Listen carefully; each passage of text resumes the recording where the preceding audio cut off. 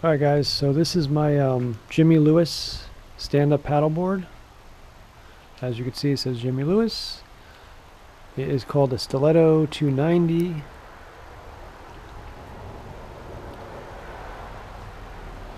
I just want to give you a little walk around.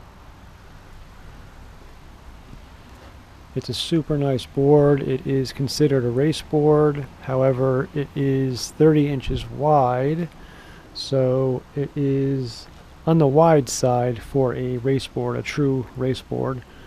I've been on it a couple times. I've raced it once, and it is pretty stable. It's, you know, I don't have a lot to compare it to, but it is very comfortable to paddle, very smooth, very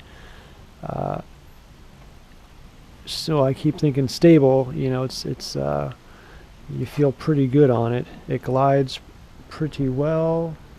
It's got a nice standing area. You got a lot of room to stand.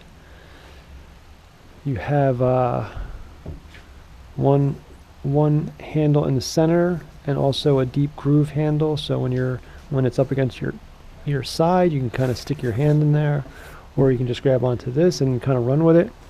It's got some drainage ports left and right. So when the deck fills with water, it just flows right out, so you're not standing in water or you're kneeling in water. It has left and right ports for more handles, so if you want to add 2 more handles, you can. I just chose to do a center one. What else can I tell you? It's got bungees, which, you know, you don't really see too much on a true to form race board. This is almost more like touring / race, just because of the width and because, you know, it has bungees up front. It's got a self-regulating air vent, so, you know, when this thing is in the sun, it kind of breathes, doesn't cook itself. It has I'm going to say it's a displacement hull. You know, this nose just kind of pierces through the water. It does not really ride. Well, when I'm on it, the nose kind of comes a little bit above the waterline. I'm a pretty lightweight guy, so maybe a heavier person, you know, would get that nose in the water. Also, depending on if you're standing more forward than I usually stand.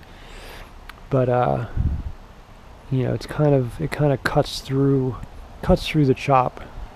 Instead of like a surfboard type where it kind of glides above the water. It's wet because I was just cleaning it. You know, it's been used. It's got some repairs made to it that I did a few myself. When I got the board, it had some dings already done.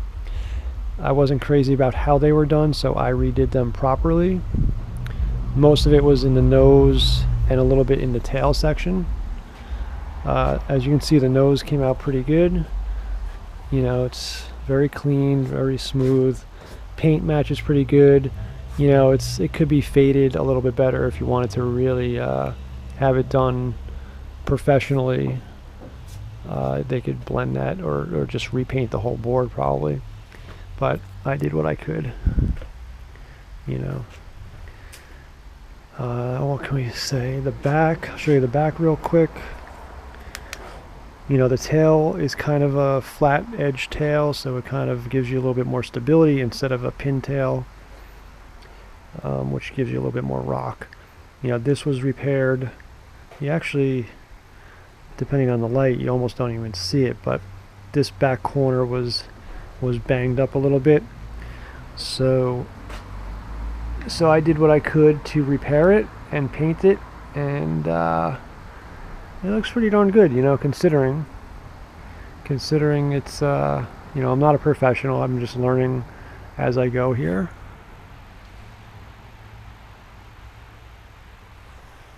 Came out fun, better than, you know, it's just really aesthetics. It's not anything that's going to jeopardize the way the board works. It's 12 foot 6 inches long, 30 inches wide. The leash does not come with it. What else can I show you? Let me put the camera down and I will flip it for you. All right, hang on a second.